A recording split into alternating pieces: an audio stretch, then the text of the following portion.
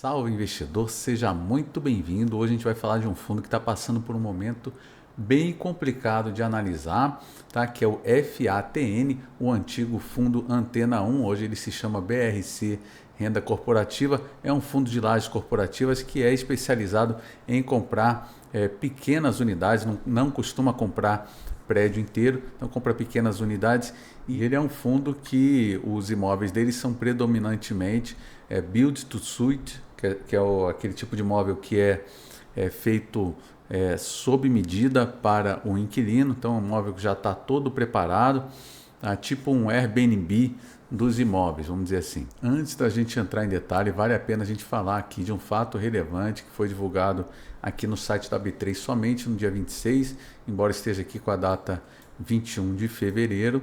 Esse fato relevante é a compra que esse fundo está fazendo de um outro fundo, que era um fundo, parece ser particular, tá? Um fundo de uma família, que é, na verdade, um fundo que investia num monoativo em um único edifício, e isso vai fazer com que haja diluição das cotas desse fundo atual. Então, como diz o comunicado aqui, que nessa data ele possuía 3.885.358 cotas, vai ter uma integralização aí de cotas de subscrição. Fora essas cotas subscritas, ainda terão a emissão de novas cotas, tá? Cada cotista do FIBM vai receber 4,48 cotas do FIBRC, fazendo com que o fundo tenha agora 4.234.552 cotas. Eu joguei numa planilha para a gente ver qual que é a diluição.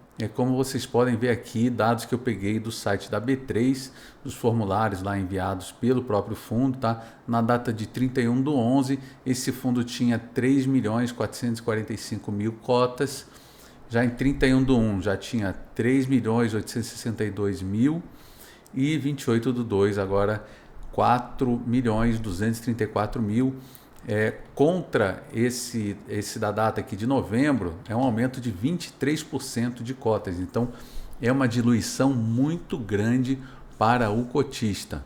Isso significa que o cotista vai ter direito agora a uma participação menor do total dos rendimentos que ele tinha antes. Para tentar compensar essa perda de rendimento que deve vir da diluição das cotas, os membros da família Alcântara Machado assinaram com o fundo BRC o pagamento de renda mínima e também pagamento de IPTU pelo um período de até 12 meses. Na verdade, de 11 meses, a partir do 12º mês, não há mais essa obrigatoriedade. Então, eles começam pagando 97% no primeiro mês da incorporação. Esse percentual vai diminuindo, como está aqui, olha, no segundo e terceiro mês cai para 80,8%. Esse valor vai diminuindo até o último pagamento no 11º mês. É claro que na hipótese do BRC locar esses espaços que hoje estão vagos, aí o locatário vai ter que pagar o IPTU e o condomínio. Além disso, também foi feito aí um acordo de pagamento de renda mínima por parte da família dos antigos fundos que foi incorporado, né?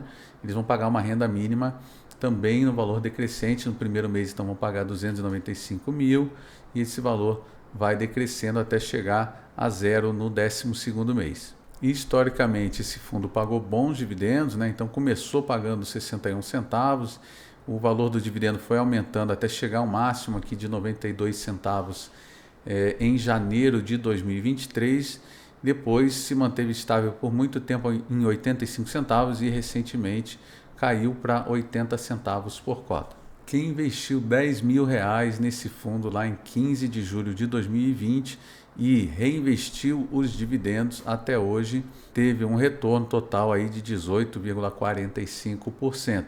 Já se a gente levar em conta somente o valor das cotas, a perda foi de quase 25%. Então vamos voltar aqui e dar uma passada pelo relatório do fundo. Esse fundo aqui, o último relatório dele tá atrasado, tá o relatório. Esse último relatório é de dezembro de 2024, tá? Foi soltado só no final de janeiro e até agora não saiu, dia 28/2 que eu estou gravando, ainda não saiu o relatório de janeiro, tá? Então esse fundo é um fundo focado na aquisição e geração de renda com contratos atípicos, como eu falei.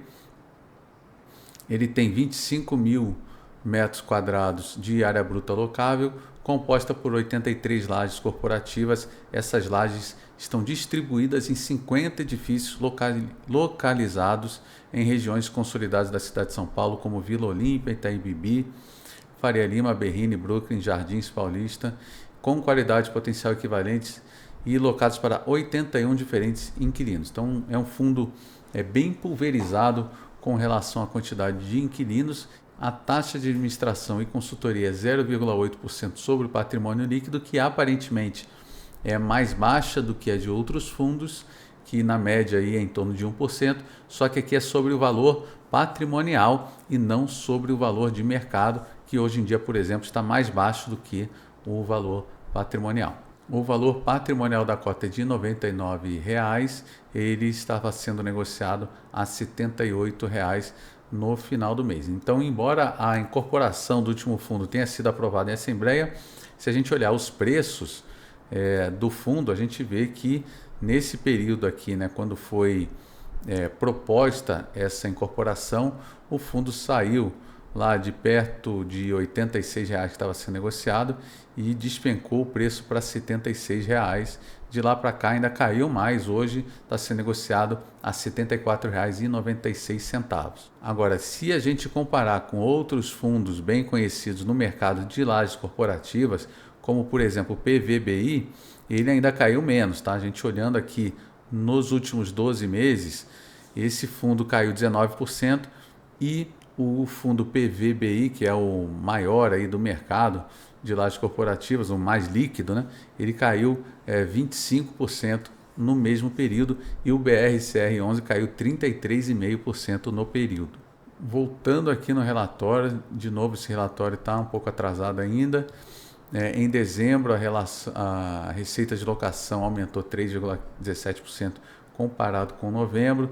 Recursos provenientes da renda garantida, junto com o ganho de capital, estão sendo distribuídos de forma parcelada e o saldo a ser distribuído é de aproximadamente 725 mil. Todos os imóveis do portfólio do fundo têm contrato de locação formalizado, ou seja, não tem área vaga, tá? A locação de 100%. No mês de dezembro foram adquiridas 5 novas lajes, são os conjuntos 142 do edifício Bolsa de Imóveis no Brooklyn, conjuntos 61 até o 66 no edifício Conselheiro Paranaguá da Faria Lima e conjuntos 8A, 9A e 9B do edifício Luxor Center no Brooklyn. Esses imóveis aí somam 1.292 metros quadrados de ABL, eles somam uma receita aproximada de 147 mil. No mês de dezembro também foi feita uma reavaliação anual, tendo uma redução de 2% no valor patrimonial. Em dezembro ainda foi amortizado o valor de 596 mil referentes à primeira operação de CRI. Segundo os gestores aqui, isso não vai impactar na distribuição dos resultados, já que está sendo pago com recursos provenientes da venda de ativos. Isso aqui eu vou falar ainda da dívida desse fundo, tá? Em dezembro, a administradora apresentou uma proposta para a incorporação do fundo Basílio Machado, aquilo que a gente falou, tá? Já foi efetivada nesse mês de fevereiro. Essa estratégia, segundo eles, visa maior liquidez na negociação das cotas dos fundos, diversificação de operações, aumento da geração de caixa e ganho de capital com expectativa de valorização do ativo. A maioria dos vencimentos de contrato vence além de 2029, mas tem uma grande parte aqui também, 27%, vencendo em 2027. O prazo médio dos contratos pela Receita é de 3,16 anos. A demonstração de resultados, gente, eu acho melhor não avaliar agora em detalhes, porque ela deve mudar muito com essa recente incorporação, tá? Mas de qualquer forma, vale a pena a gente falar aqui que olha, receitas recorrentes mesmo são essas aqui de 34 milhões do fundo, tá? Então do total de 45 milhões, recorrentes mesmo são quase 35 milhões de reais. As despesas foram de 11 milhões 481 mil, sendo que não recorrente aqui, quase tudo aqui acredito que seja recorrente, tá?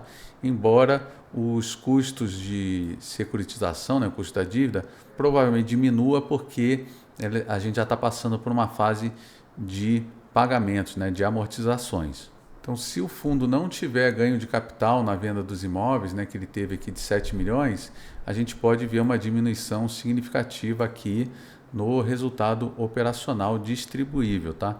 Se a gente olhar aqui nos últimos 12 meses, praticamente todo o resultado foi distribuído para os cotistas.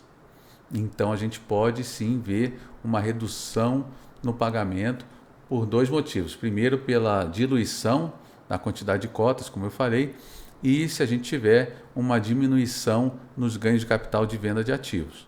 Então, como eu falei, é meio difícil a gente analisar o resultado sem a gente saber se o fundo vai conseguir locar os imóveis desse novo edifício que foi incorporado. Então, o portfólio do fundo, como eu falei, está bem distribuído, tá? Embora 51% dos imóveis esteja na Vila Olímpia, o segmento de locatários também é bem distribuído, sendo que 21% são do setor de serviços financeiros.